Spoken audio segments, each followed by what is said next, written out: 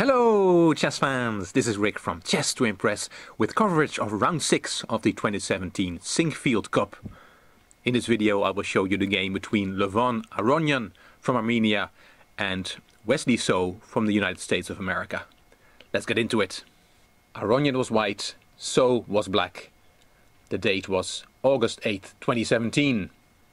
d4, knight f6, c4, e6, knight f3, d5, we have a queen's gambit, knight c3, bishop b4, bishop g5, h6 attacking the bishop, bishop took on f6, queen took back, queen a4 check, knight c6 blocking the check, e3, black castled, bishop e2, d takes c4, and white castled. White is waiting, recapturing on c4. Here So played bishop takes c3, and Levon Aronian said in his interview afterwards that he actually invented this idea himself with black, to take on c3 and then develop the black pieces slowly, but he said that he doesn't like it that much, that it is too passive for black. So Wesley-So copied that approach, bishop takes c3. Aronian took back, and then bishop d7.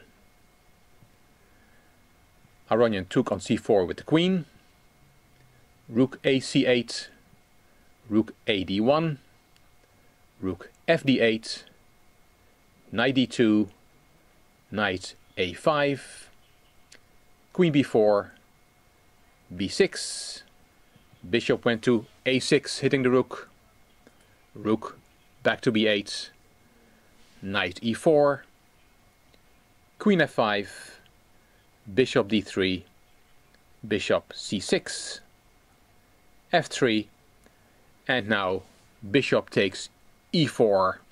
Aronian called this move not very wise, as it is giving white the only thing he can do in this position, which is attack.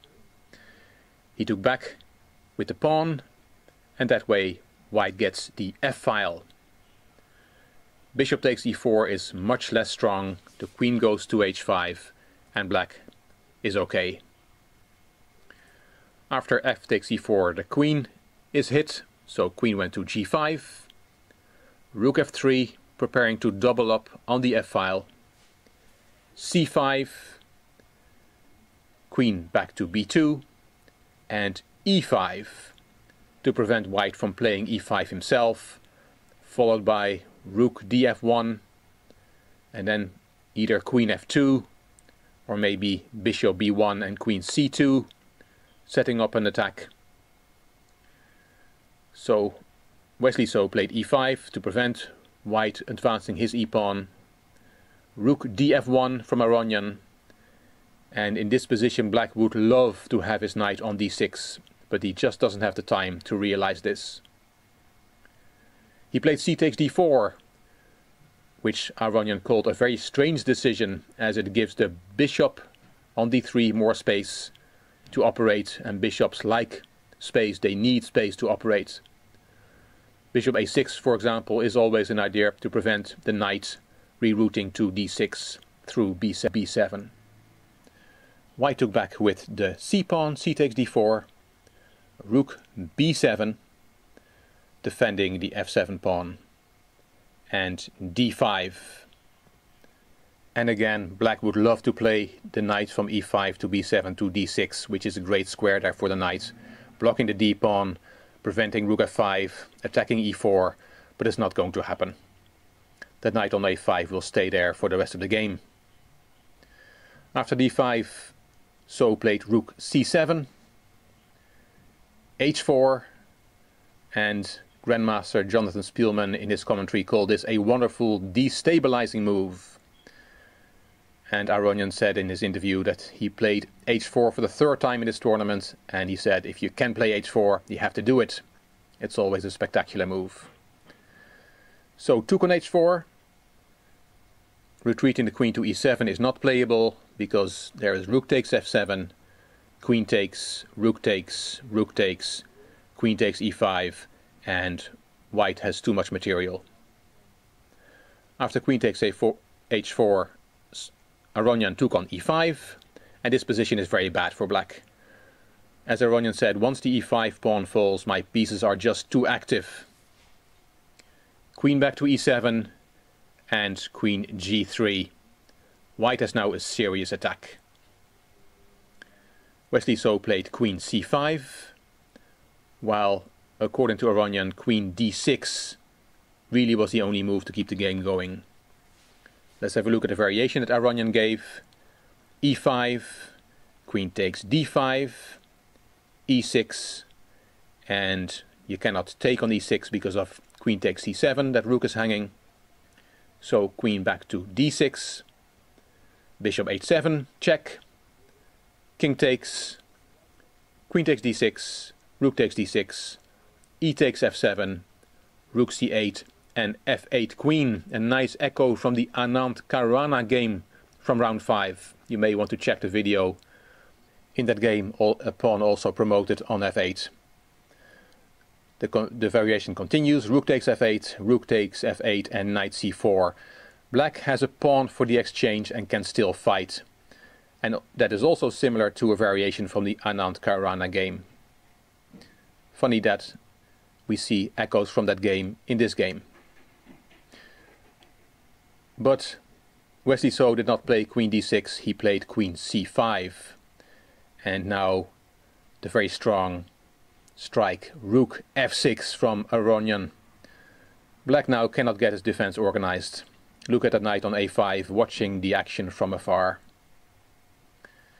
If the king goes to h8, then there is a nice variation. Rook takes f7, rook takes f7, rook takes f7, and rook g8 to prevent checkmate.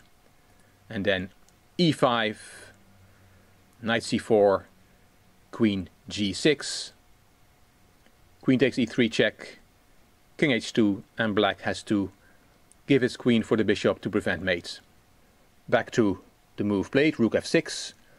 He can also not run away with the king to f8, because then there is rook g6, very strong move, and white will come in on g7. Rook f6 is also threatening to take on h6, so Wesley-So came up with the h5 move to prevent white winning that pawn on h6, but Aronian played rook h6 anyway, and he goes pawn hunting, threatening to take on h5. Queen c3, rook takes h5, and if black now takes on d3, takes the bishop, then you can take the rook on c7, but actually you already have a mating attack. With queen h4, queen takes e3 check, king h2, and to prevent rook h8 mate you have to play f6, but rook h8 check comes anyway, king f7, rook takes f6, check, and if you take that rook, queen h7 is checkmate, and if you go to e7, then there is rook e6 check, and if you go to d7, rook takes d8 is checkmate, and if you go to f7 instead, there is queen h5 check, g6, and queen takes g6 checkmate. Wonderful variations. So taking on d3 is not possible for black. Wesley-So played g6, but he resigned after the move from Aronian 32 e4 e5. Why did he resign? Aronian showed the following variations in his interview afterwards. If now So takes on d3, then, as Aronian said, he can be a big sadist and play rook h3, threatening queen h4 and mate. So let's look at some variations. If you play after rook h3, if you play rook f8, to play f5 to get the rook on c7 into the defense, then there is queen h2, f5, e takes f6 en passant, queen c3 to protect the rook on c7, rook h8 check, king f7, queen h7 check, king e8, rook takes f8 check, king takes f8, and f7, threatening queen g8 check and queening the pawn.